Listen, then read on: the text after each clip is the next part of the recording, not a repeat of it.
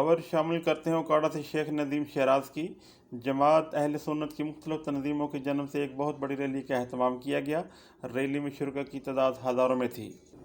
Rally के शुरा ने नमूसे सहाबा रज़ी अल्लाह अन्हो अहले बैत के हक़ में बड़ी अकीदत और पुरजोश नारे लगाए। रैली गौसिया चौक से शुरू होकर कचहरी बाज़ार से गोल चौक, वहां से सदर बाज़ार, MCB चौक, मंडी रोड, दीवालपुर रोड, कॉलेज रोड से होती हुई प्रेस क्लब चौक पहुंची और वहां पर कायदीन अहले सुन्नत ने ख़ताब किया और अपने ख़ताब में सहाबा रज़ी अल्लाह अन्हो और अहले बैत रज़ी अल्लाह अन्हो की शान बयान की और कहा कि सहाबा रज़ी अल्लाह अन्हो और अहले बैत रज़ी अल्लाह अन्हो के ख़िलाफ़ किसी किस्म की गुस्ताखी बर्दाश्त नहीं की जाएगी। रैली की शुरा ने पाक फ़ौज के हक़ में नारे लगाए और कहा कि हम पाक फ़ौज के शाना बशाना खड़े हैं।